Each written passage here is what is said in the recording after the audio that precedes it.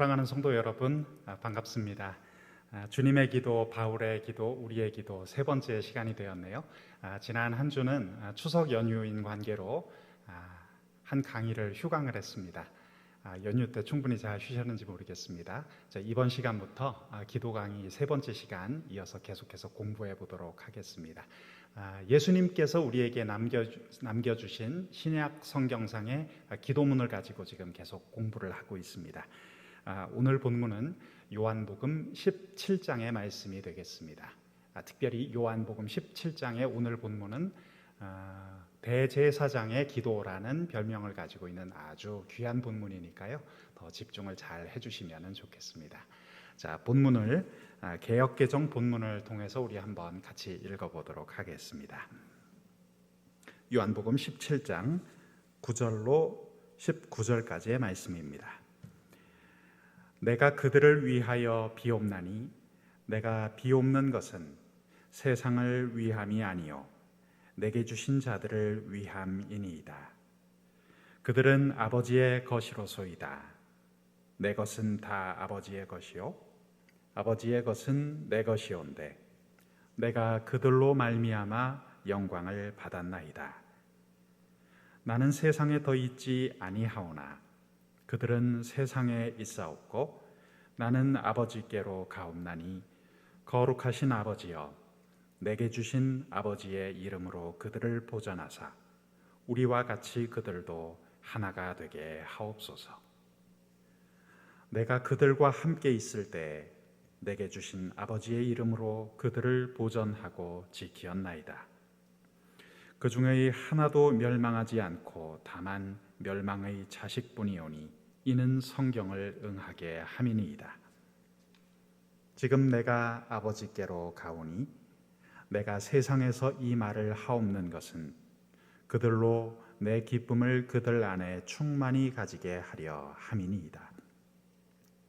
내가 아버지의 말씀을 그들에게 주었사오매 세상이 그들을 미워하였사오니 이는 내가 세상에 속하지 아니함 같이 그들도 세상에 속하지 아니함으로 인함이니이다. 내가 비옵는 것은 그들을 세상에서 데려가시기를 위함이 아니요 다만 악에 빠지지 않게 보전하시기를 위함이니이다. 내가 세상에 속하지 아니함 같이 그들도 세상에 속하지 아니하였사옵나이다. 그들을 진리로 거룩하게 하옵소서. 아버지의 말씀은 진리니이다. 아버지께서 나를 세상에 보내신 것 같이 나도 그들을 세상에 보내었고 또 그들을 위하여 내가 나를 거룩하게 하오니 이는 그들도 진리로 거룩함을 얻게 하려 함이니이다. 아멘. 젊은 맞벌이 부부가 있다고 한번 생각해 보면 좋겠습니다. 이 부부가 어린 자녀들을 기를 때 가끔은 직장일로 시간이 맞지 않아 저녁 귀가 시간 발을 동동 구를 때가 있습니다. 어린아이를 케어해 줄 사람이 절실히 필요한데 당장 그 여건이 안 된다면 참 안타까운 일이겠죠. 여러분, 하지만 만약 이 젊은 부부에게 사랑이 많은 든든한 부모님이 계시다면 어떨까요? 부모님이 넉넉한 마음으로 아이를 맡아주시면서 괜찮으니까 아무 걱정 말고 일을 잘 보거라 이렇게 말씀해 주신다면 얼마나 그 부부의 마음이 놓이겠습니까? 오늘 우리가 읽은 말씀은 요한복음 17장의 말씀입니다. 앞서 설명드린 대로 이 기도는 대제사장의 기도라는 아주 유명한 별칭을 가지고 있는 기도이기도 하죠. 제가 아이를 맡겨야 하는 젊은 부부의 이야기를 비유로 서두에서 말씀을 드렸습니다. 우리 주님의 마음에도 그런 간절함이 있지 않았을까 저는 생각을 해봅니다. 오늘 본문에서 예수님이 기도하시는 이유 역시 이제 곧 자신이 제자들의 곁을 떠나 하나님 아버지께로 가야 한다는 사실에 있었습니다. 예수님께서는 지상에 사는 동안 사랑하던 아버지께 자신이 돌보던 이 남겨진 제자들을 계속해서 돌보아 달라고 간청하고 계시죠. 예수님은 남겨진 제자들이 세상의 위험에 처했음을 잘 아셨습니다. 예수님을 십자가에 매달아 죽일 만큼 그분을 미워했던 세상은 이제 남겨진 제자들을 똑같이 미워하고 위협하고 괴롭힐 것이었습니다. 제자들은 세상에 속하지 않았으나 이제 곧 세상으로 보냄을 받아 가야 했습니다. 그렇기에 그들에게는 하나님의 보호가 너무나도 절실한 것이었죠. 오늘 우리가 살펴본 예수님의 기도는 바로 이런 내용을 다루고 있습니다. 요한복음 17장 본문은 예수님을 따르던 자들이 누구인지에 대한 설명으로 시작하고 있죠. 그들은 아버지께서 우리 주님에게 주셨던 사람들입니다. 즉 예수님은 원래 아버지께 속했던 이들을 다시 아버지의 안전한 보살핌 아래로 돌려보내고 있는 것입니다. 그런 점에서 예수님의 제자들은 세상과는 다른 존재입니다. 제자들은 예수님의 부르심과 가르침을 통해서 새롭고 정결케 된 사람들이었습니다. 오늘 기도문에서 볼 수 있듯이 그들은 세상으로부터 난 자들이 아니었습니다. 세상으로부터 난 자가 아니었다라고 기록되어 있는데 여기에 담긴 뜻은 무엇일지 좀 더 설명을 덧붙여 보겠습니다.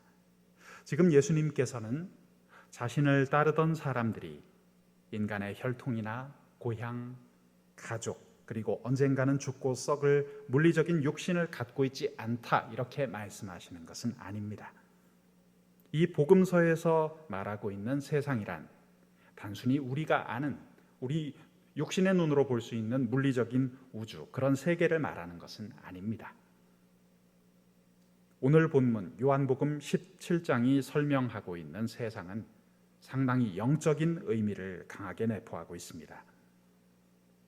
그 세상은 하나님을 거역하고 빛이 아닌 어둠을 택한 세상, 더 나아가 창조주이신 아버지를 대적하는 방식으로 서 있었던 그런 세상을 의미하는 것이죠. 그런 세상 내부의 관점에서 보았을 때 우리 주님이신 예수님은 전혀 다른 곳으로부터 들어오셨던 분입니다. 주님의 승천 이후 이제 제자들은 악과 반항심으로 가득한 세상 속으로 되돌아가지 않도록 보호될 필요가 있었습니다. 우리 예수님께서는 제자들을 가르치시고 이끄시던 공생의 3년의 기간 동안 목자가 양을 돌보고 살피듯 그렇게 그들을 보살피셨습니다. 그런데 이제 하늘 아버지께로 돌아가야 할 시간이 된 것입니다. 그래서 주님은 계속 이어서 그들을 안전하게 보살펴 주실 하늘 아버지께 그들을 부탁하고 계신 것이죠. 오늘 예수님께서는 11절 말씀에서 성부이신 하나님을 향해 거룩하신 아버지여 이렇게 부르고 계십니다. 그 하나님의 빛나는 거룩 앞에서 사랑하는 제자들도 예수님처럼 구별된 모습으로 서 있기를 끝까지 바라셨습니다. 요한복음 17장에서 구별하다라는 말, 거룩하다라는 말은 기본적으로 같은 의미를 가지고 있습니다. 예수님께서 말씀하신 그 거룩함이라는 단어에 구체적으로 어떤 내용이 있을지 좀 더 생각해 보겠습니다. 1세기 당시 유대교에서 거룩함이란 특별히 성전을 떠올리게 했습니다. 성전은 거룩한 장소였습니다. 즉 거룩하신 하나님께서 거하시겠다고 약속하신 장소였죠. 그 중에서도 특별히 성전 가장 안쪽에 들어가 있던 지성소는 1년에 단 한 번 오직 대제사장만이 예수님 백성들을 위한 속죄 제사를 드리기 위해 들어갈 수 있는 곳이었습니다.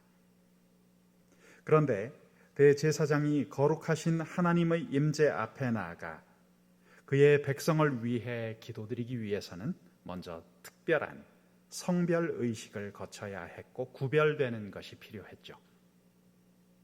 자, 예수님은 오늘 이 기도문에서 바로 이 점을 언급하고 계십니다.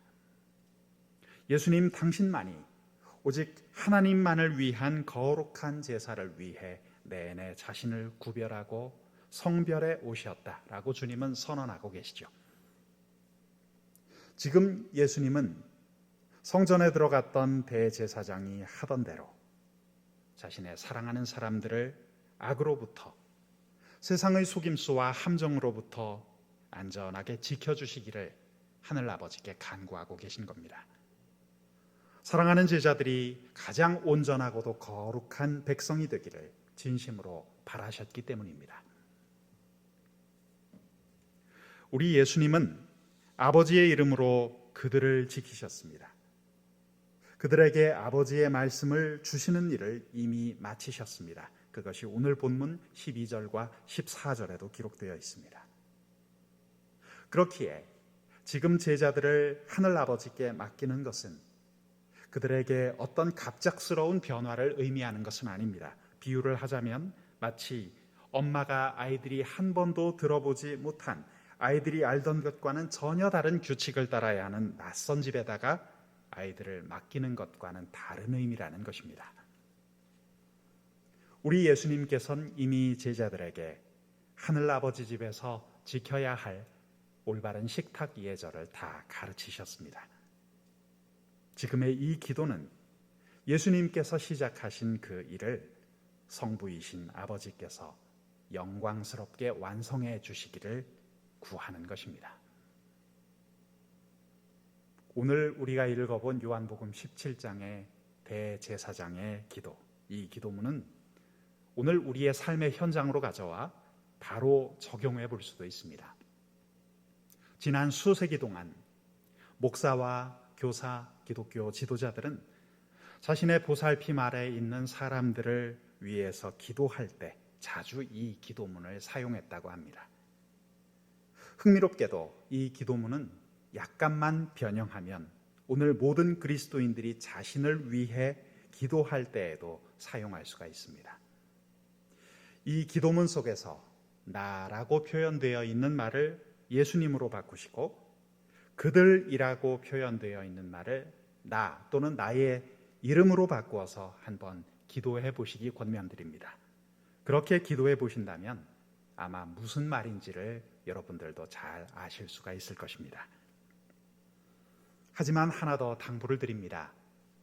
이 기도문을 드릴 때 지나치게 가볍고 들뜬 마음으로 드리는 것은 좋지 않습니다.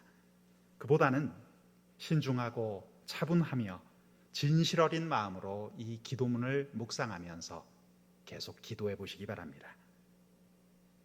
요한복음 17장의 대제사장의 기도는 아주 심오한 영적인 차원에서 영롱하게 빛나고 있는 그런 기도입니다. 이 기도문 안에는 거룩한 두려움이 있습니다. 하나님에 대한 경외감이 있습니다. 또한 큰 기쁨과 소망이 담겨 있죠. 주님께서 주신 이 깊은 기도를 통해서 일상의 자리에서 하나님 앞에 영적으로 한 걸음 더 나아가시는 여러분 모두가 되기를 주의 이름으로 축원합니다. 함께 기도하겠습니다. 주님, 오늘 요한복음 17장에 담겨 있는 이 귀한 대제사장의 기도가 우리 가슴 속에 다가와 열매 맺힐 수 있도록 주여 도와주시옵소서. 예수님의 이름으로 기도합니다. 아멘. 다음 질문을 생각해 보시면서 주님이 주신 기도 속으로 더 가까이 다가가 보면 좋겠습니다. 더 깊은 묵상을 위한 질문입니다.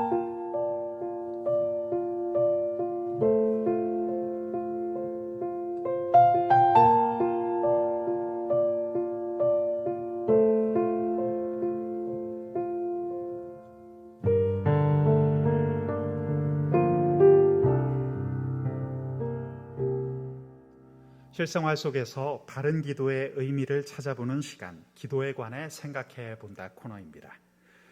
오늘은 지난 시간에 이어서 세 번째 시간인데요.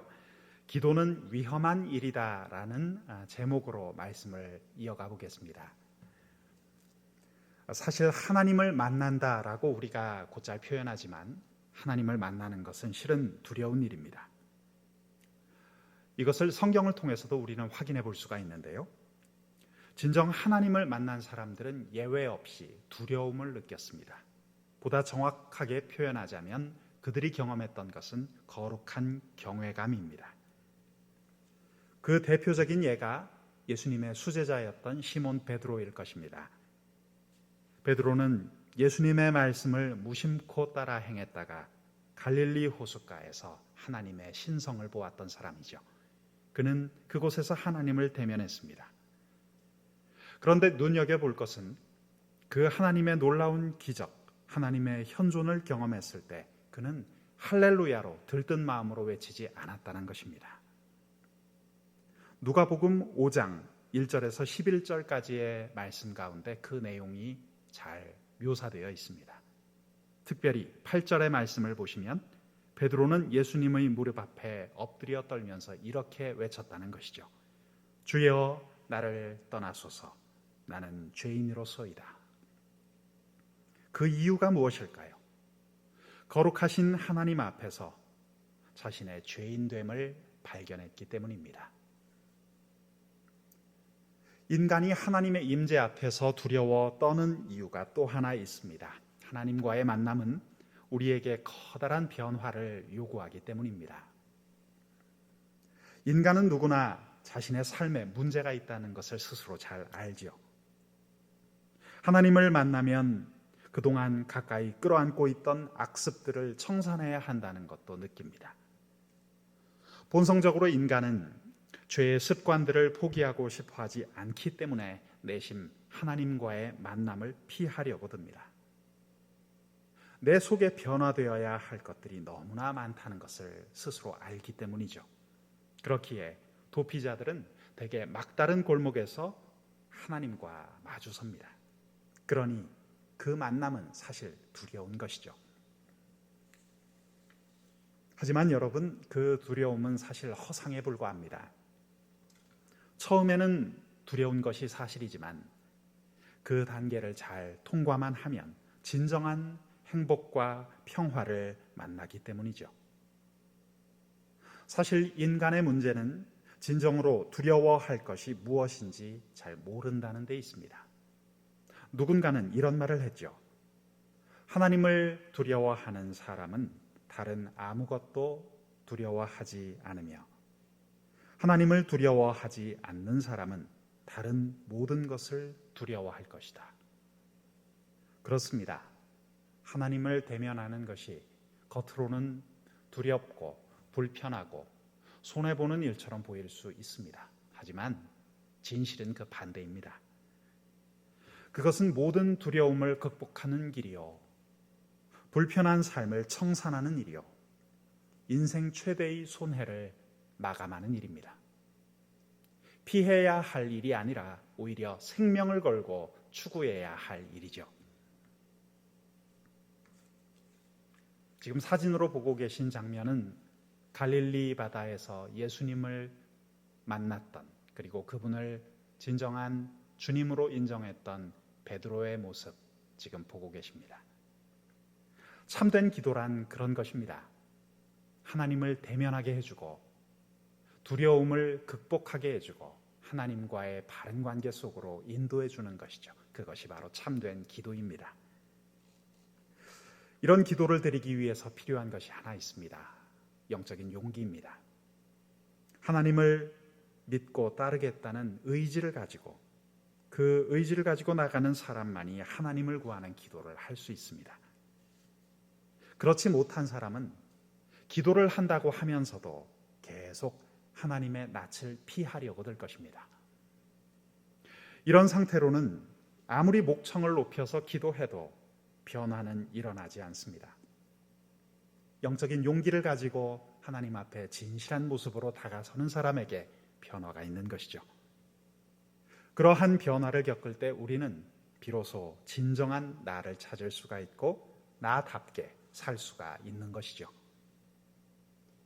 영성가였던 토머스 머튼의 말처럼 하나님 안에서 찾는 내가 참된 나이기 때문입니다. 오늘 세 번째 기도 강의를 맞아서 이 말씀을 여러분들에게 드리고 싶습니다. 사랑하는 여러분, 기도의 초점은 하나님 그분이십니다.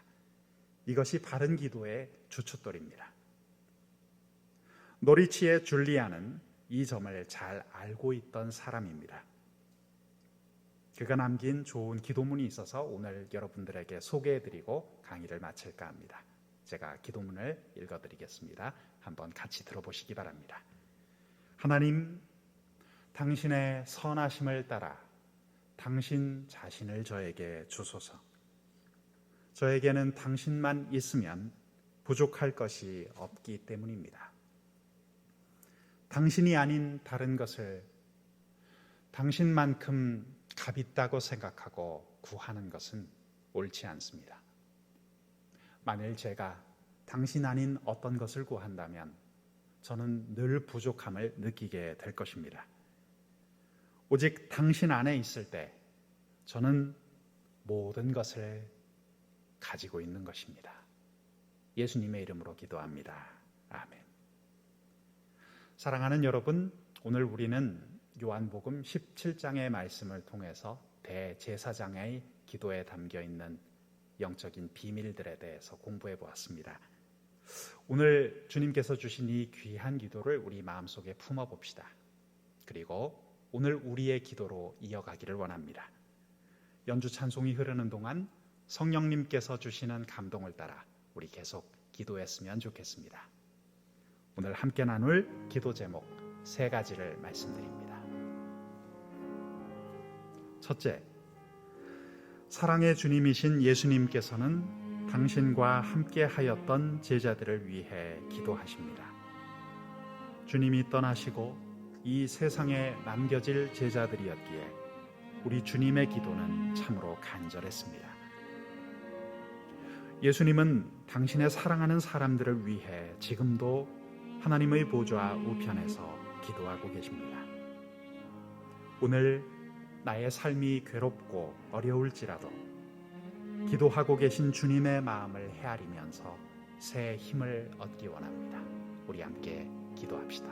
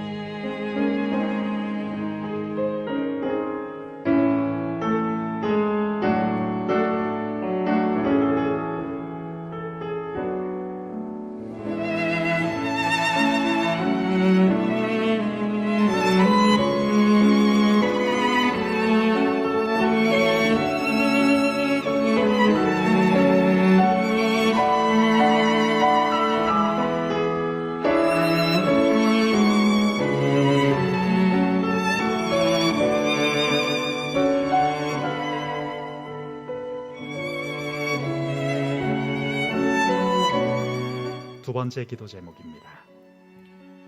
오늘 예수님의 기도는 거룩함에 초점이 맞춰져 있습니다. 주님께서는 당신의 사랑하는 사람들이 이 험한 세상의 악으로부터 안전히 보호받기를 원하고 계십니다.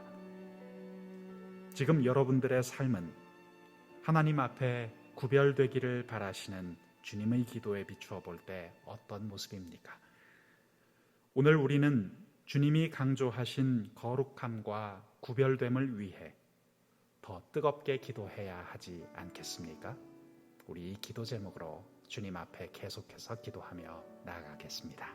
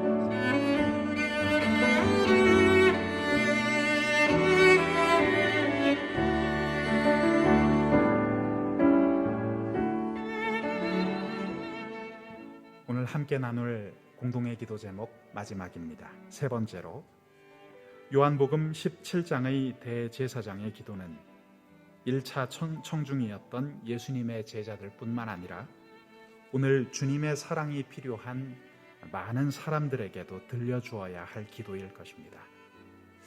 지금 내 주변에서 예수님의 이 따뜻한 사랑이 필요한 사람이 누구일까요? 주님의 이 따스한 기도가 꼭 필요한 사람은 누구이겠습니까?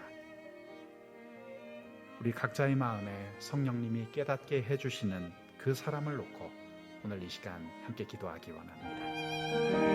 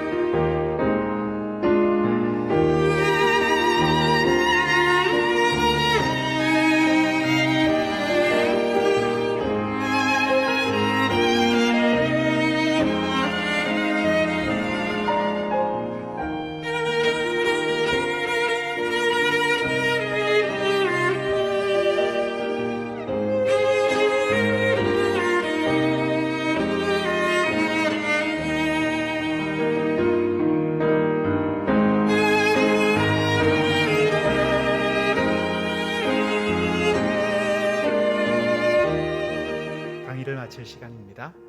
마지막으로 예수님 주신 이 대제사장의 기도를 다시 한번 천천히 읽으면서 이 시간을 마치기 원합니다. 요한복음 17장의 본문 마치는 시간에는 공동번역 버전으로 우리 한번 같이 읽어보도록 하겠습니다. 말씀을 읽겠습니다. 나는 이 사람들을 위하여 간구합니다. 세상을 위하여 간구하는 것이 아니라 아버지께서 내게 맡기신 이 사람들을 위하여 간구합니다. 이 사람들은 아버지의 사람들입니다. 나의 것은 다 아버지의 것이며 아버지의 것은 다 나의 것입니다. 그래서 이 사람들로 말미암아 내 영광이 나타났습니다. 나는 이제 세상을 떠나 아버지께 돌아가지만 이 사람들은 세상에 남아있을 것입니다. 거룩하신 아버지, 나에게 주신 아버지의 이름으로 이 사람들을 지켜주십시오. 그리고 아버지와 내가 하나인 것처럼 이 사람들도 하나가 되게 하여 주십시오. 내가 이 사람들과 함께 있을 때에는 나에게 주신 아버지의 이름으로 내가 이 사람들을 지켰습니다. 그동안에 오직 멸망할 운명에 놓인 자를 제외하고는 하나도 잃지 않았습니다. 하나를 잃은 것은 성경 말씀이 이루어지기 위한 것이었습니다. 지금 나는 아버지께로 갑니다. 아직 세상에 있으면서 이 말씀을 드리는 것은 이 사람들이 내 기쁨을 마음껏 누리게 하려는 것입니다. 나는 이 사람들에게 아버지의 말씀을 전해 주었는데 세상은 이 사람들을 미워했습니다.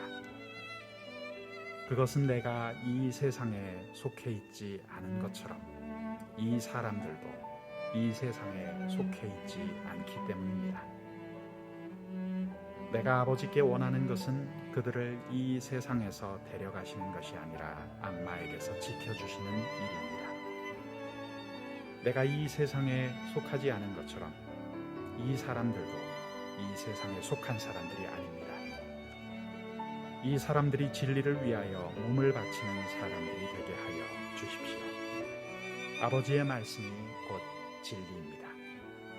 아버지께서 나를 세상에 보내신 것 같이 나도 이 사람들을 세상에 보냈습니다. 내가 이 사람들을 위하여 이 몸을 아버지께 바치는 것은 이 사람들도 참으로 아버지께 자기 몸을 다치게 하려는 것입니다. 아멘.